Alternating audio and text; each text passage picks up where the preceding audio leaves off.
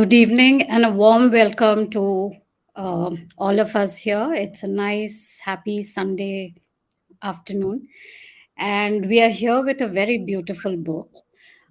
This is a book that Vandana R. Singh, who's here with us today, she has just published this, and we'll come to the book soon. Let me introduce Vandana. Congratulations, Vandana. It's a beautiful book inside out. And we hope that this conversation that we'll have today will actually help many of us to use what the Bhagavad Gita is able to give us from moment to moment. So, Vandana R. Singh is an author, editor, and literary translator. She was conferred with the Award of Recognition for Outstanding Contribution to Literature by the Chandigarh Sahitya Academy in 2013. She has translated several works of fiction from Hindi to English, in addition to short stories and anthologies. Published by NBT, Katha, Penguin, and Yogi Books, these include writings of Krishna Sukti, Joginder Paul, Prem Chand, Alka Saraogi, and Gitanjali Shri. Vandana holds a PhD in Indian writings in English and has taught English literature, language, and communication skills at undergraduate and postgraduate levels. She has also authored several books on English language teaching and communication skills published by Oxford University Press. She is the founder of RS Foundation, a philanthropic organization that works in the area of health and digital literacy and has education, empowerment, and empathy at the core of its varied initiatives in the social sector. I'm happy to say Vandana Singh is also the managing editor of the Writer in Context series that is being published by Routledge UK, of which I am a part too. Thank you, Vandana, for this book. And it's lovely to have you here. And I hope I'll be able to learn something of your journey and the takeaways from the Bhagavad Gita. So, should Thank- we begin? Yes, thank you, Chandana. Thank you very much. First of all, thank you to Kalinga for hosting us for this conversation. And thank you, Chandana, for agreeing to be here today and to have this conversation with me. And I'm both, it's a pleasure and an honor. And a word about Dr. Chandana Datta. She's an author, editor, and translator. Chandana holds a PhD from Jawaharlal Nehru University, New Delhi. She was assistant director for Katha Vilasam, the publishing wing of Katha, an organization that pioneered translations in India. Chandana set up Indialog, a publishing outfit of which she was chief editor. She was editor Indian Horizons, a quarterly journal on art and culture, published by the Indian Council for Cultural Relations, New Delhi. Chandana has been adjunct faculty for the MA Diploma program in publishing at the Ambedkar University, Delhi. She translates from Hindi and Bangla into English.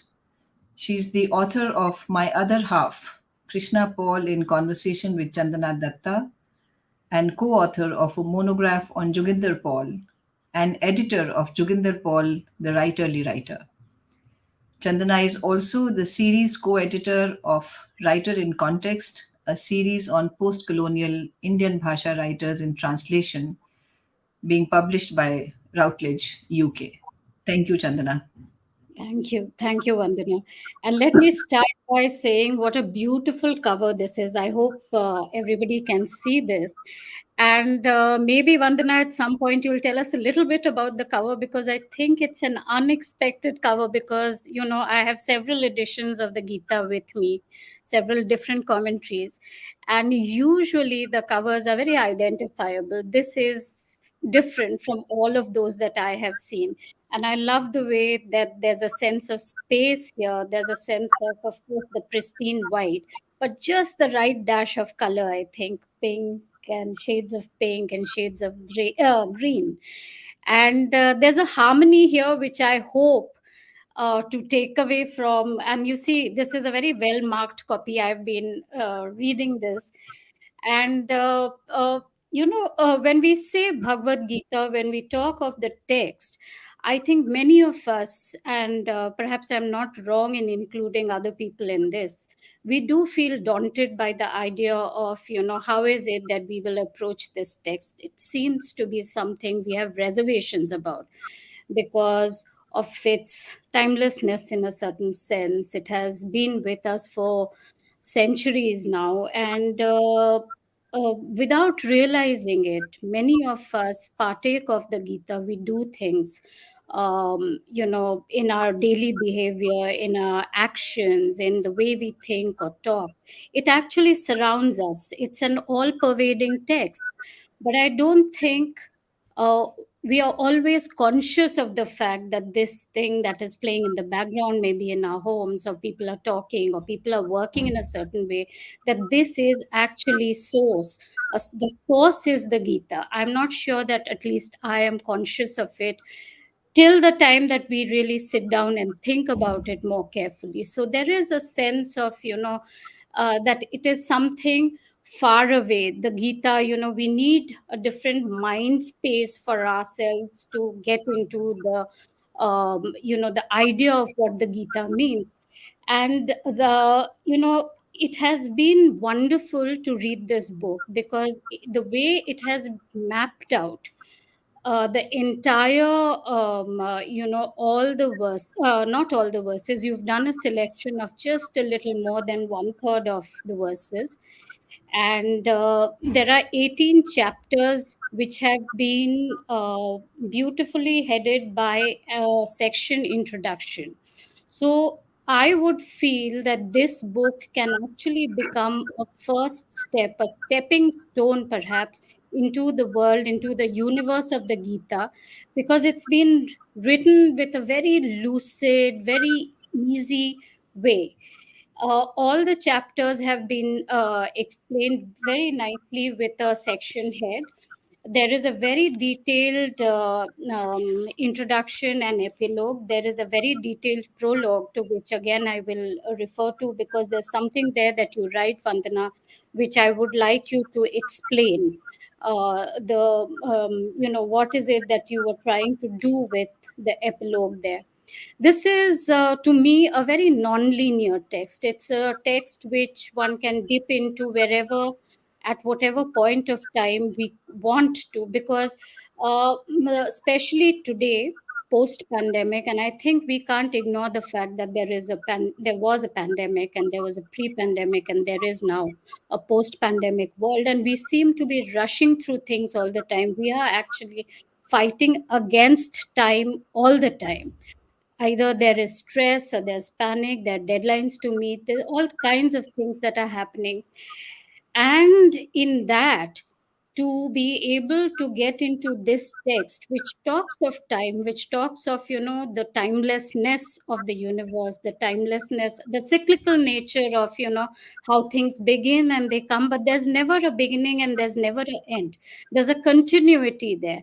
And I think that is what helps us to make sense of, to get a sense of balance out of this text for the lives that we are leading today, which are really tremendously pressured lives. There's a lot of pressure in our lives, whether it's medical or it's education, whatever it is, whichever field we are part of. And it is an allegorical text at a certain level. So, what I would think after having read this book is that it is as complex a text as it is simple. It is our own minds, which of course the Gita asks us actually to, this whole thing of a very focused, disciplined, determined mind that we must, try and work towards, because that, the mind, is perhaps the most important and also the most complex of parts that we live with. It is the mind that is shaping everything around us. And to that extent, the Gita becomes to me a mirror. It's a mirror where, at whatever point of time I stand with it, given the influences of that particular time, the circumstances I'm coming from, the way I'm feeling, am I happy, am I sad, am I feeling troubled, what it is, that any of the verses that we can dip into, which is why I call it a non-linear text.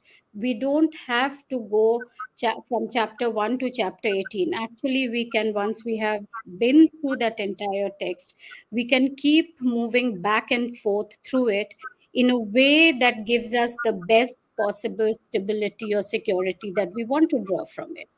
And which is why perhaps, in spite of its age, it's actually a living text. It's a continuously living and evolving text, because we are the ones, we who are reading into its various allegories, we are the ones who are bringing meaning into it, which is why it's still so important to us. And I am sure your own need, Vandana, to have not only engaged with the Gita, but to feel the requirement of why you need to write about it. What was it? Your title says it's a life changing conversation, the Gita. And your own, inside out, whatever it is that you went through while reading the Gita, what was it that you felt, which you have now brought to us, to all of us as readers? So, in this scenario, could you tell us? I'm going to club two questions here, Vandana, and I'm sure that you will be able to tell us about both. What would be the purpose of a book like this, the Bhagavad Gita, a life changing conversation? What would be the purpose of it today in the space that all of us are occupying today? What would be, why would you write a book like that? Even if I extend it to the kind of session we are having right now, what would be the purpose of a session like this? Because from you who has engaged with it so deeply, I want it to give me takeaways which would help me understand myself better, because that is what I think the Gita is doing to us all the time. That, and therefore, how did the book come about? What was its process in, in a day to day basis, that you actually could come up with a book like this? Thank you, Chandana. So, to address your first question first, you asked how the book happened. And now that I look back, I think the trajectory of events that led up to this book and the way the book happened, even today, even though I'm holding the book in my hands, but it does seem surreal to me. We'll need to rewind to early months of 2020, and you will recall that it was the worst year. 2020 was the worst year for all of us, each and every one of us on this planet. I think we can say that. Um, but for me personally, in addition to the pandemic, I had suffered a huge personal loss at that point of time, and I had lived through the worst 5 years of my life. And just as I thought things are going to take a turn for the better, the pandemic struck us. And so, to be with me at that point of time, a very close family member of mine, Dr. Savitri Singh, came to spend a few days with me, to be with me at that difficult time. It was to be a brief visit, but before we knew it, the lockdown was announced. And what was to be a 4 day visit extended to a 4 month long stay. I had known my house guest all my life. I knew she was a Sanskrit scholar. I knew she had a PhD in Ayurvigyan. But it never ever crossed my mind that her areas of study could be relevant to me in any way. That I did not realize that her scholarship could change my life. But perhaps it was because it was a very emotionally charged time for me. I was grappling with several issues, big and small. My head was buzzing with questions, and most of the questions I couldn't find answers to. And I remember often thinking of that song. I'm sure you might have heard it also. तुझसे नाराज नहीं जिंदगी हैरान हूं मैं, तेरे मासूम सवालों से परेशान हूं मैं. So it was a pareshan time for me. It was a very pareshan time for me. And before I knew it, uh, I sort of saw myself walking up to Didi. That's what I call her. And I said to her, I said, Didi, आप मुझको गीता पढ़ाएंगी क्या? And she looked at me. It just took her a split second to answer. And she said, हाँ क्यों नहीं? कब शुरू करें? And it was at that moment that my Gita journey started. I must confess, I had a copy of Gita in the house, but I had never really read it from cover to cover till then. Perhaps because it was destined to happen at that point of time, I do not know. And so we looked for a nice place to sit in. We looked for a well ventilated room. We looked for a room that would be comfortable, where we could sit for a longish period of time without being disturbed. And then every day we started reading a little bit. Didi is a Sanskrit scholar, so she could read the verses in Sanskrit. I could just about decipher them because they are in Devanagari, but I do not understand Sanskrit. So she would read the Sanskrit, I would read the Hindi explanation, and then she would unlayer it for me. She would take me beyond the literal translation, and she would establish these connects not just with each verse, but perhaps with each word in each verse, and how no word that is there is superfluous. That not only is every verse speaking to us, every word is saying something to us also. No word is there for no purpose. Every word that is a part of the verse and therefore part of the Gita has something to say. And before I knew it, the Gita was talking to me. And it was interesting because as my questions were getting answered, new questions were coming up. And as the new questions were getting answered, more new questions were coming up. And so it became like question, answer, question, answer, question, answer. So there was this jugalbandi happening between questions and answers.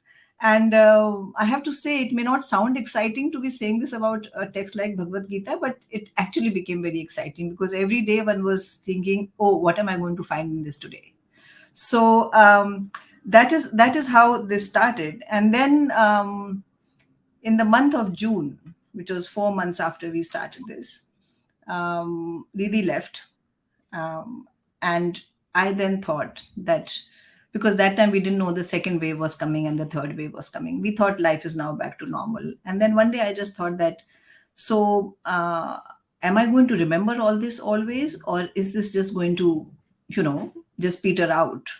And should I not capture all this somehow? Should I not sit and think which are the parts of the Gita that have really appealed to me? And so I picked up 5 verses from the Gita. Um, and those days I used to do a blog. So I wrote a little bit about those 5 verses. And I shared it with some friends, and they said that, yes, it made good reading and so on. And then I thought, why do I not make it 11? And then I thought, why do I not make it 21? And at this point, I must say that much as we think of ourselves as being non-ritualistic people and non-superstitious people, but these things play on our mind. So it has to be an odd number: 5, 11, 21, 51. Don't ask me why, but that's how it was. And Chandana, before I knew it, 21 became 51 and 51 became 101. I religiously stuck to the odd figures, please note. And and eventually it became 251 verses, Which is and what it is now. which is what it is now. Um, the next question that one might be asked is that why these 251 and what about the ones that are not there? And it was very difficult for me to do the sifting and sorting. It was very hard for me to say, no, I'm not going to use this one. But I could justify it in my own head because there is a lot of repetition that happens in the Gita. Perhaps the same idea is being explained in many different ways. The same idea is being explained in several different contexts. And so I felt that once I had picked up one thought, perhaps I need not repeat it again with a similar sounding verse or a similar a verse with a similar meaning. And that is how 251 verses happened. And then I shared those verses with, again, with some friends, and I hope some of them are watching this. And we looked at it and we said, oh, but now this is beginning to look like a book. It doesn't look like a blog anymore. So, so what do you do with something that looks like a book? You send it to a publisher. And so we sent it to a publisher, and the rest is history. And here you and I are talking about the book. So this is really how the book happened. It was never planned to be a book. It was never my plan to read the Gita in the year 2020, but I did. But I have to say that those sessions of reading were life changing for me, in the sense that just those 60 minutes or those 45 minutes for which we were reading, it really was as though time was standing still. And here we were, somewhere our inner worlds were moving. The outer world had come to a standstill, and literally it had. One, because we were stationary, and two, because the whole world was stationary. But somewhere, my inner journey, in my inner journey, I was traveling much faster than I could ever have imagined that I had it in me to do. And clearly, it was all coming from what the Gita was offering to me. To now come to the second part of your question, and that is that what does why another book on the Gita? There are already so many books on the Gita. So what is it that one is trying to do here? So that's a difficult question to answer, but I'll try to anyway. My first and foremost hope from this book, and also from this session, is that I hope the book helps demystify the Gita. I hope this session makes the listeners curious to know a little more about the Gita. I hope the cover tickles the imagination of its viewers and make them want to open the book and see what lies beyond the leaves and the flowers. Um, I also would want listeners and readers to know that Gita is a standalone text, and it is an entire world by itself. There is a misconception that you need to be a Vedic scholar, or you need to be very well versed in Sanskrit, or that you need to have taken it up as a formal area of study and so on. Once I read it, I realized it is not so. I mean, for instance, I have not read the Vedas. I have not read any other Vedic text the way I have read the Gita, and yet I have this connect with the Gita, which was almost instantaneous. So therefore, yes, it's possible. The other thing that I would want to stress upon here is that there are two ideas of the Gita that almost all of us in this part of the world know. One, कर्म किए जाओ फल की इच्छा मत करो, and two, कि जब जब संसार में whenever evil overtakes good, supreme force descends on the earth and order is restored again. So we tend to think that these are the two things that the Gita is about, which is true. It is about these two things. But what was fascinating was the lesser known things that are there in the Gita. The way the Gita is talking about each and every day of your life and how to live it. It is talking about these larger ideas of karma and phal, and the evil forces versus the good forces and so on. But these are larger ideas. These are macro ideas. What is fascinating are the micro ideas that the Gita is talking about, and it was that I found to be very engaging. I also realized that what the Gita is saying to us is that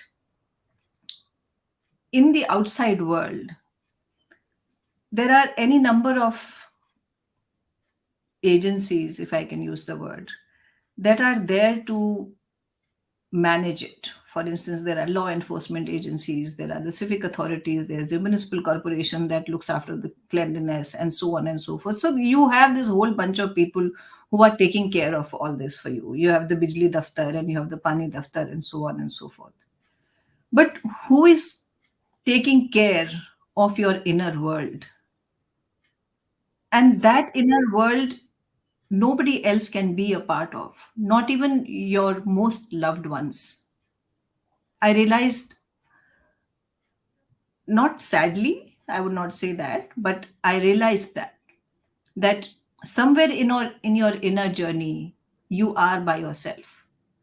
Only you can handle yourself the way you can handle yourself. No outside person can.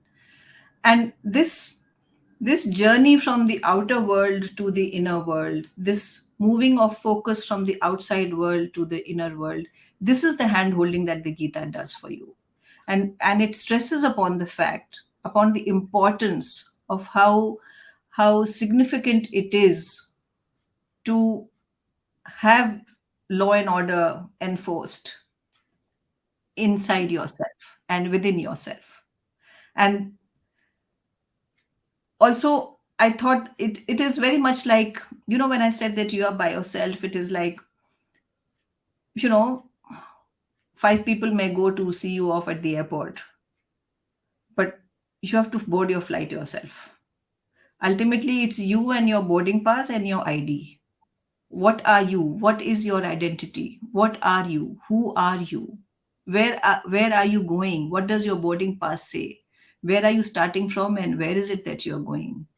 How long will it take you to find your seat? Are you going to find a place for your overhead baggage, and so on and so forth? That part of the journey, you have to negotiate yourself, no matter how many people may come to see you off till the gate.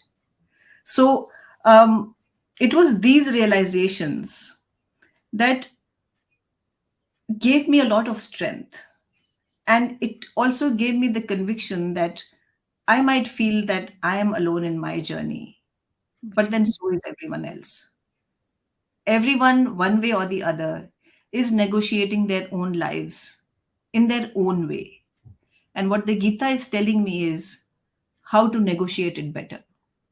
And what the Gita is also telling me is that your today is an outcome of your yesterday, and your tomorrow is going to be an outcome of your today.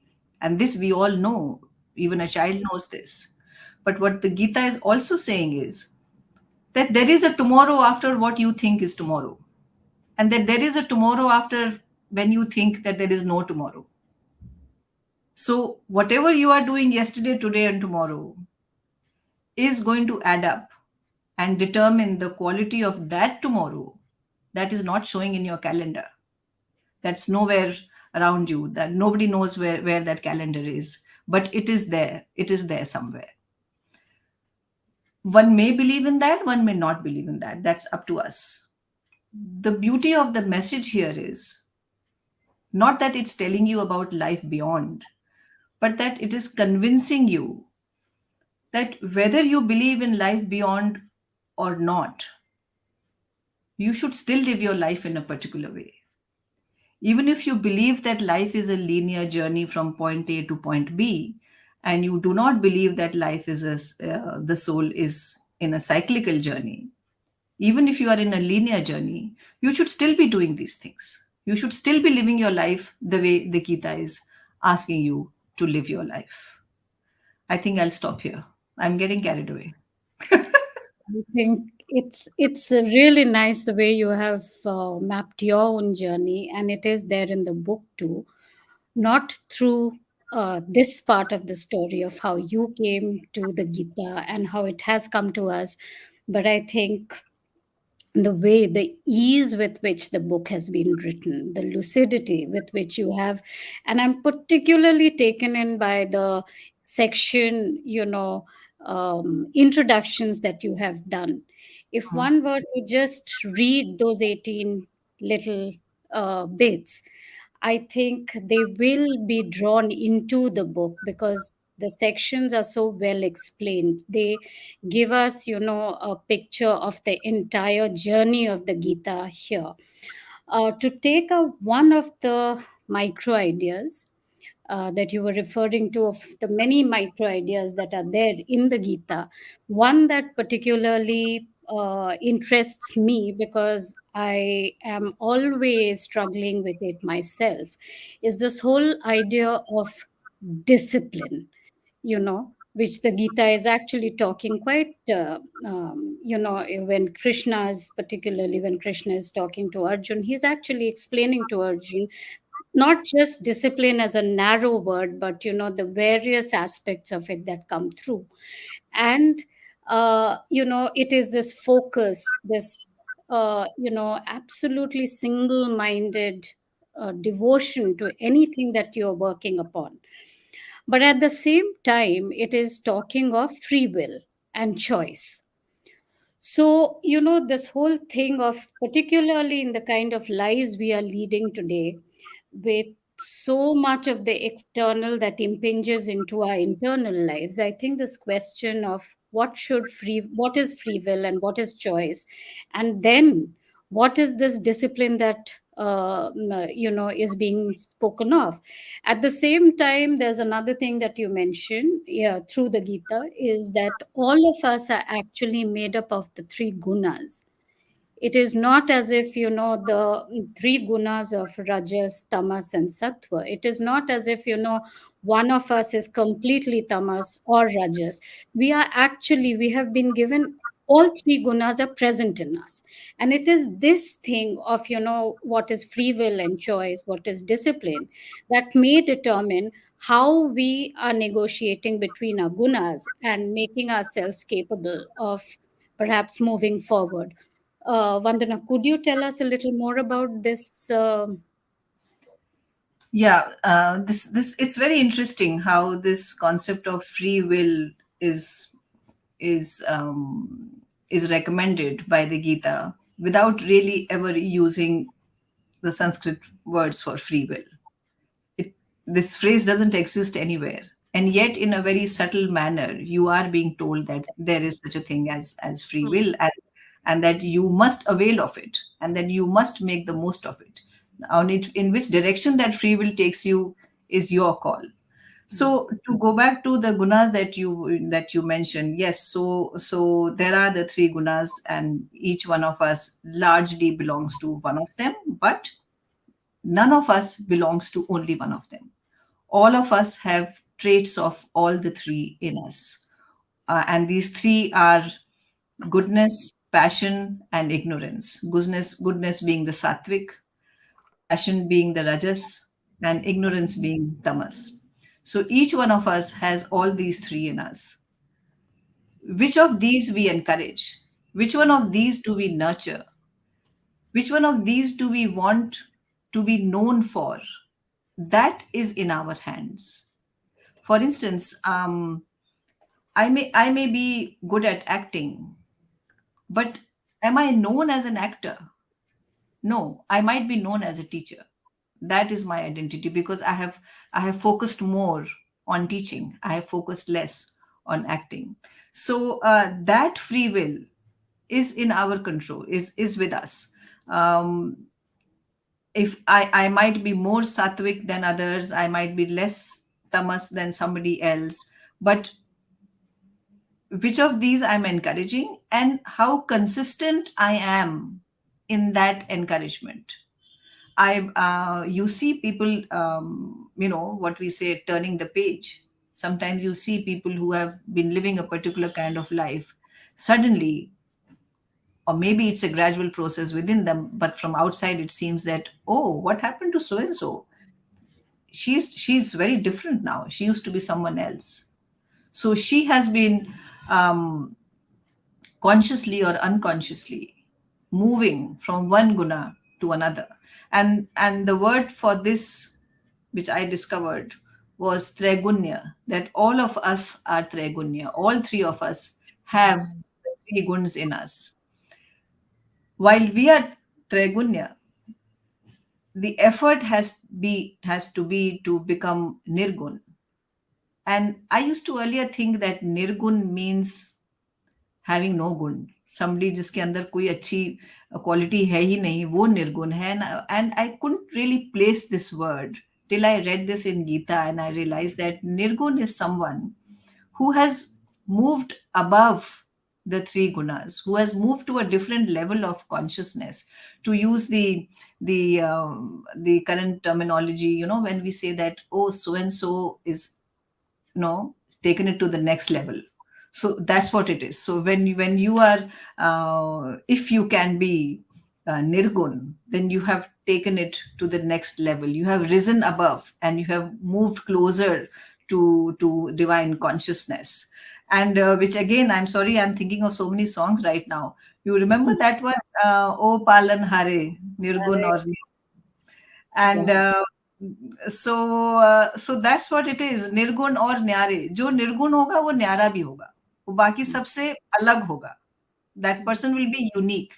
और क्योंकि वो unique है इसीलिए वो निर्गुण भी है, या क्योंकि वो निर्गुण है इसलिए वो न्यारा भी है. So I found that connect very interesting, निर्गुण और न्यारे. So yes, so one is this.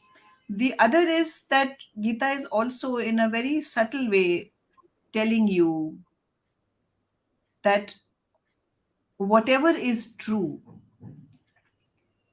the exact opposite of it is also equally true. So if there is good, there is evil. If there is sat, there is asat. If there is dark, there is light. So this constant play of, so it's never saying that there is only one kind of existence or that there are only one kind of people. It is it is constantly celebrating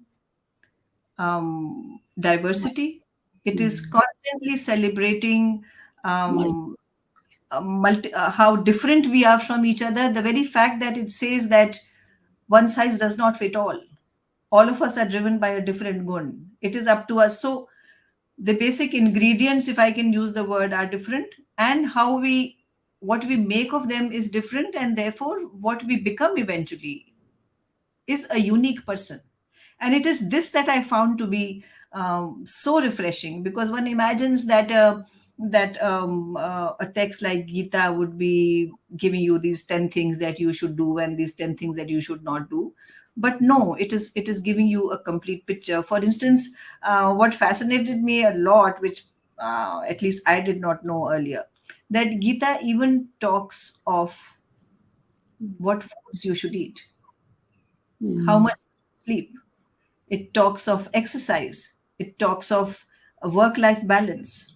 So just allow me to read out a little bit what it says about sleeping habits and eating habits. And it says in chapter 6, he says, "Oh Arjun, those who eat too much or eat too little, sleep too much or too little, cannot attain success in yoga.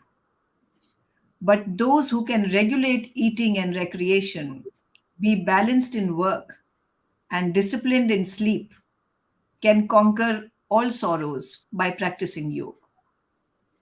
And then he goes on to actually break down the kinds of foods which are good for you and which are perhaps not so good for you. But it does not never says, do not eat this.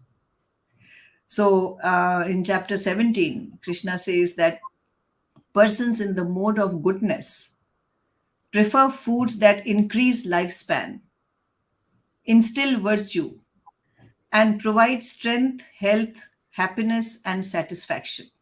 And what are these foods that will give you all these things? These foods are juicy, succulent, wholesome, and naturally delicious. So clearly, he's talking about fruits here and so on. And then he says, food that is too bitter or too sour, salty, pungent, dry, burning hot, and full of chilies is dear to persons dominated by the mode of passion. Mm. Such foods can cause distress, pain, misery, and disease. I'm thinking stomach ulcers here. No, I mean, this is what is being said, really.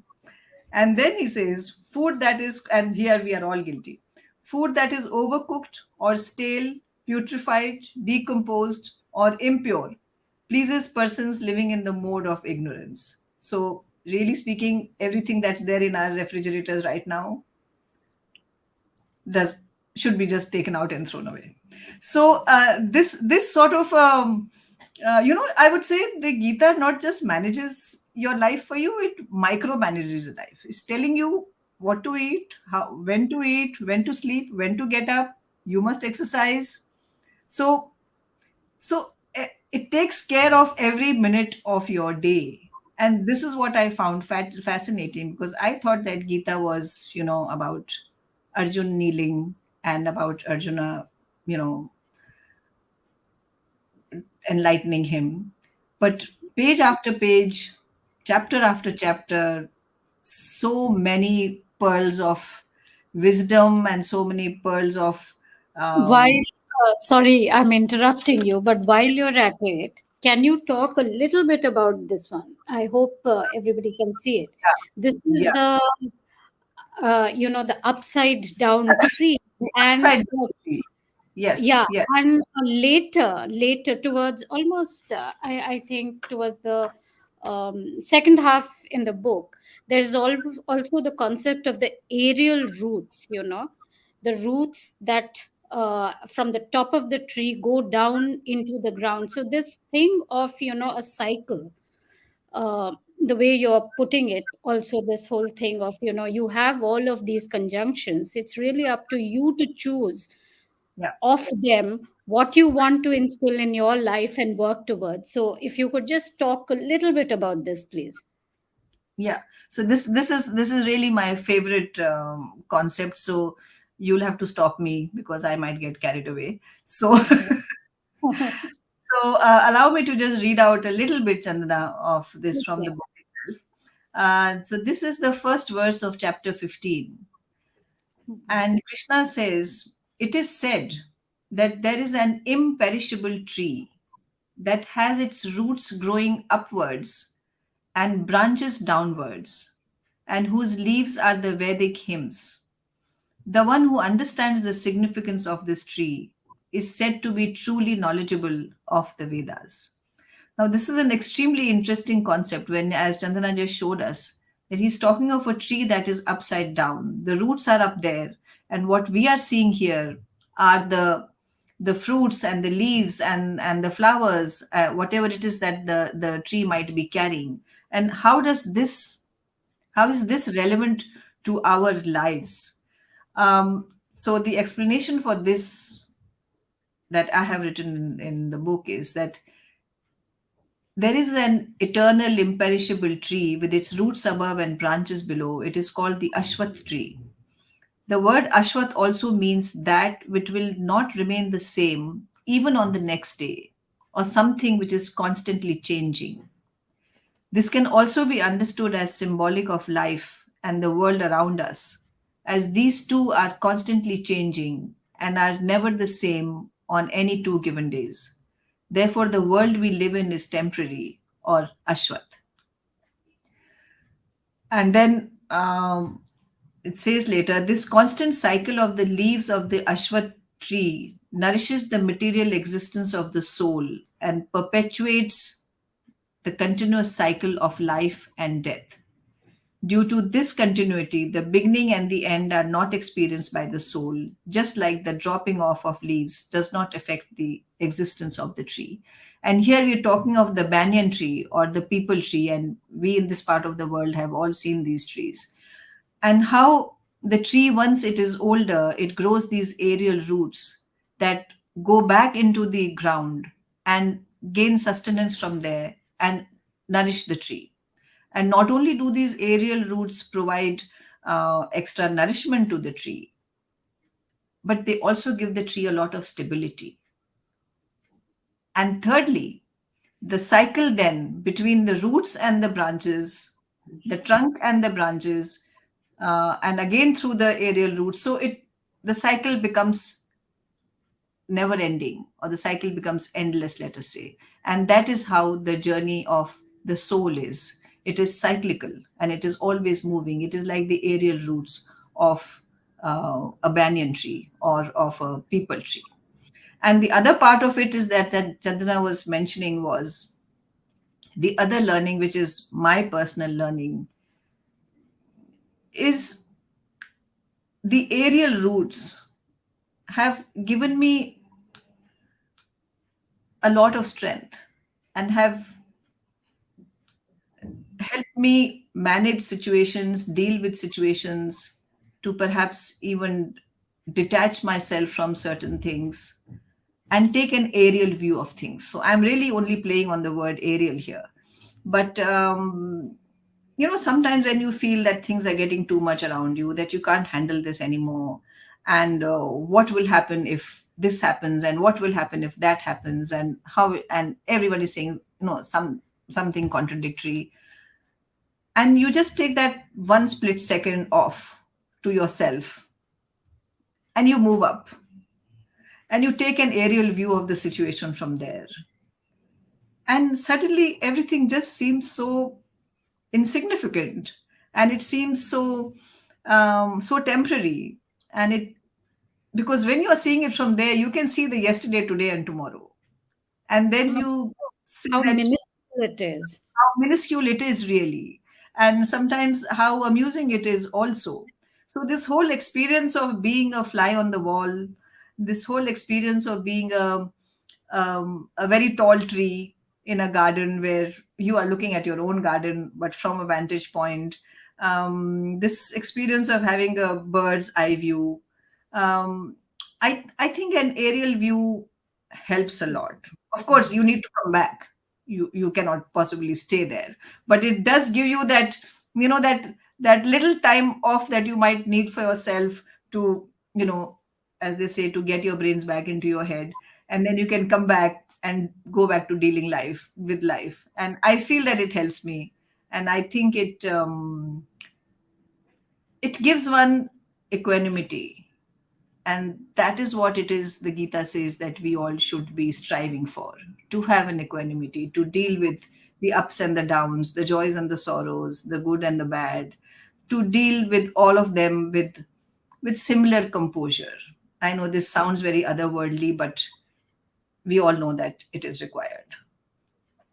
So, Chandana, one more thing I'd like to quote here, and I should have included that in my earlier answer. And you talked about self control and how that is important. Um, uh, so, Gita uses a lot of literary tools also. It uses there is epiphany, there are allegories, there is analogy, there are a whole lot of these things that are also going on in the Gita. And perhaps, Chandana, you and I might have noticed them because we have, I mean, I have taught literature, and I continue to be a lifelong student of literature. But you can see how very simple ideas are used to convey a very, very deep meaning concept. And I'll just very quickly like to talk about a verse from chapter 2. And here he's talking about self control and the ability to save yourself from temptation, or the ability to prevent, let us say, a breakdown. He says, one who is able to withdraw the senses from their objects, just as a tortoise withdraws its limbs within its shell, is well established in divine consciousness. Being in control of the senses is the litmus test that separates a yogi from others. And I'm quoting here from the book. A self realized soul masters the senses and rules over them rather than allowing the senses to determine any course of action. Krishna here draws an analogy of the tortoise that has the fascinating trait of being able to withdraw its head and limbs into its hard shell and bringing these out for use when required. The tortoise retracts and recoils in reaction to danger, and once the moment passes, it activates its head and limbs and moves on. Similarly, human beings should also detach themselves from the material world which could pose a threat. be in control of their senses, and should focus on awakening the inner self. Hmm. I just found this so fascinating, and I'm now looking at all turtles and tortoises with new eyes, and because up till now, one thought of, turtles as these poor creatures who are just sort of managing to make a move or Playing two. along. And yeah, and then I said, oh, hello, but they are much smarter than they look. So, so yeah, so I just wanted to include that in my answer to your question. There is something I want you to talk about, perhaps a little bit in detail, because that takes up. You have engaged with it in detail at the end of your book, and after that, if we have time, perhaps you can read maybe one other favorite Yeah, verse of yours from here. But let's see how much time we have towards the end of at the end of your book. Just where you start your epilogue, you actually give quite a bit of space to life skills, the Gita and life skills. What do life skills mean, and what they should they mean to us, perhaps? And I'm particularly interested in that because um, I think it is very important for children today to think of, because they are far more stressed than we are. They are living in a more troubled and difficult world than perhaps we were in. We are too, but I think the children who are growing up now, and for them I'm more interested in this. Could you talk about that life skill? You have an entire section almost at the end of your book, right? So yeah. So life skills might seem like a very unlikely connection with the Gita, but as we've said earlier, that each one of us draws our own meaning from the Gita, and that meaning is also based on what you are going through yourself at that point of time, and what your own journey has been till then. And since I have been very much in corporate training, and I have been doing trainings, in management courses and that sort of thing. So for me, the concept of life skills is a very real one. And as I was reading the Gita, at several instances, it just struck me. I said, oh, but isn't this what we are doing in the workshops these days? Aren't we talking of conflict resolution? Aren't we talking of anger management? Aren't we talking of problem solving? And isn't all this is what is happening in the Gita? So that again became an area that I could establish a connect with. So life skills are essentially, as we know, those abilities that help promote mental well-being and competence in people to deal with realities of life and to deal with the challenges of life. Um, of course, these qualities have always been important, but now that they have been formally documented by WHO, by UNICEF, so therefore the phrase has gained currency, and now employers are looking at life skills in their employees. It is important how teamwork and goal setting and all of these phrases, we are beginning to hear them more and more frequently. And so I'll just briefly read out the definition of WHO, WHO's definition of life skills. It is the abilities for adaptive and positive behavior that enable individuals to deal effectively with the demands and challenges of everyday life. This is what the World Health Organization says. And there are several skills that fall under this, but I'll just name a few here. The most important is critical thinking skills and decision making skills. Then, followed by interpersonal and communication skills. And last, and literally not the least, coping and self management skills. And I thought that just in that very first scene that that the Bhagavad Gita opens with, where there is Dhritarashtra, who is sitting far away from the battlefield and who is asking Sanjay to tell him what is happening on the battlefield. And you realize that what poor decision making skills this person has. and how perhaps if he could think more clearly, if he could do some more critical thinking, if he could take better decisions, perhaps all this that is playing out on the battlefield might have been averted. Of course, it's hypothetical, but it appears that this person was quite a bit responsible for all that was happening. And then next we move to the battlefield itself, and we see Arjuna there looking totally distraught and completely unable to cope. He's not unable to cope with the situation around him, he's unable to cope with the situation within him. So self management skills, somewhere, depending on the situation, could be more important than management skills.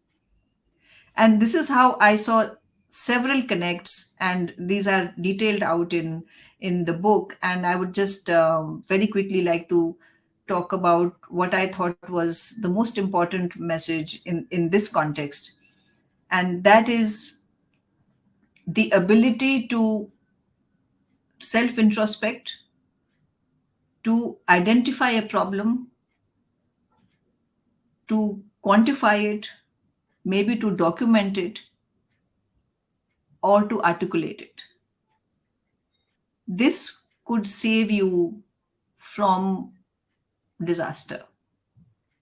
I think it is very important for all of us, no matter what age we might be, no matter what profession we might be. I think it is very important to dip into our own systems from time to time and to analyze and say, hello, what's going on here? Can I do something to fix this? Can I do something to fix myself?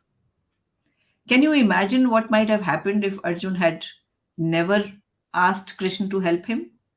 We don't know. We don't know which way the battle might have gone. We do not know what might have happened. But look at what did happen when he asks for help. When, when he admits that he's unable to cope with this situation, just look at the doors that open for him. Just look at the storehouse of knowledge that he becomes privy to, and just look at how enriched he is the minute he admits to himself and to the person that he is with that, hello, I'm going through a problem, can you help me? And the second part of this is that the person who can help you, or the guru that you might be looking for, the mentor that you might be looking for, need not always be some larger than life person. It could just be somebody sitting right next to you. You need not always go for counseling to somebody who has delivered a talk on TED Talks, or who has 100 videos devoted to him or her on YouTube, or who has traveled 75 countries. It's possible that you might visit that person and you might come back feeling just as lost as you were when you went there. And somebody sitting right next to you could have an answer to your problems. And that has been my experience also. Dr. Savitri Singh, who I was talking about, I've known her all my life. I never tapped that resource. But the moment I did this, it actually changed my life. So there's a lot more that one can say about this, but I think we'll need to um, maybe stop. I don't know what the time is. Yeah, Or it's maybe, yeah. No, so I want to say that, taking off from what you are saying, that if you need an answer, you ask for it. And I also feel that when we are ready for that answer, or when we are ready, we are prepared, it's literally like, the entire being is ready. I think the answers also, come seeking us, or at least, they make a way towards us, enable us to, yeah, um, uh, yeah. it's like how should I say it? It is something that if I'm prepared for it, it'll come. And if I need, I have to go to it. So there You is know, this. sorry to interrupt you, but I feel, about this asking for help and finding your mentor sitting right next to you context. I think spiritual serendipity happens. And for Totally. me, spiritual serendipity has been a reality. Just tapping into a resource right there. And here I am today, bartering gyan on this. No, I think this book, it's a beautiful read. I keep saying beautiful. It's a beautiful book. It's a wonderful read. And I do hope more people will look at this book. For those who want to engage more deeply, this could be the first book, to go to. It's very easily mapped out. And then that can actually become an opening into the larger world of, the universal discourse, so to say. But thank you, Vandana. And this conversation has been very enriching. I mean, I'm particularly interested in many of these ideas. As I say, I'm battling daily. I'm sure you are. And so all of us are. Yeah. This has been a big help. It's been a good read. It's been a big help. Maybe we'll take just a couple of minutes. Would you like to read maybe just one more verse before we say bye bye to Yes. everybody? How did you know I was wanting to read one more verse? Well, we are prepared for. Can you share So that? I want to read this because it's important, and we have not talked of this aspect of our lives. And that is the importance that we in our culture give to rituals, and to how many times you have visited a religious place, and to various other symbols of devotion. And this particular verse, when I read this, I just wish that we could just make big hoardings of this and put this up everywhere for everybody in this country to read. So this is in chapter 9, verse 26, in which Krishna is talking about what should one offer him. Um, and he says, if one offers to me a leaf, a flower, a fruit, or even water with love and pure devotion, I will accept it. So, what is he saying here, really? And what is it that he has completely demolished by saying this? All this thing of, prasad chadhana hai, so should it be for 501 rupees, or should it be for 51,000, or should it be for whatever? It doesn't matter. It is the spirit with which you are making that offering. And look at the choice of things that would make him happy: leaf, flower, fruit, water. Again, Sustenance. this takes us to Mother Nature. This so if a leaf is, as we say, food fit for gods, if I can say so, then how can you cut a tree? If water is what you offer to the gods, then how can you pollute a river? I found these ideas so interesting. All this whole thing that comes, it's not just about offering a leaf or a flower. It is, so for instance, when we take prasad to the temple, we make sure, if we are offering a laddu, we'll make sure that we will take out a fresh one from the dabba, because it should not be juta. So how can you offer water from a river that's polluted? And therefore, to go back on that, keep the river clean, because tomorrow you're going to use that water to offer Correct. in a temple or in some religious place. So it is this that just made it so fascinating to me. And now you know why I said that I think we should put this one up on hoardings everywhere, because there is no need to offer gold coins in temples. There is no need to do that. There is no need to, you know um, I don't know. I don't even want to go into the kind of offerings that are made in our religious places. But Krishna is very clearly saying it here, and I'm saying it once again, chapter 9, verse 26. He's saying, if one offers to me a leaf, a flower, a fruit, or even water with love and pure devotion, I will accept it. I think this, I'll end there because I think there's a lot of food for thought here. Yeah, I think so. I think we'll leave everybody to go to the source. Thank you, Vandana, for this conversation, for the book. And thank you to everybody who has joined us. And once again, Kalinga, thank you so much. We hope to take more conversations forward soon. Good evening. Thank you. Thank you, Chandana. Thank you.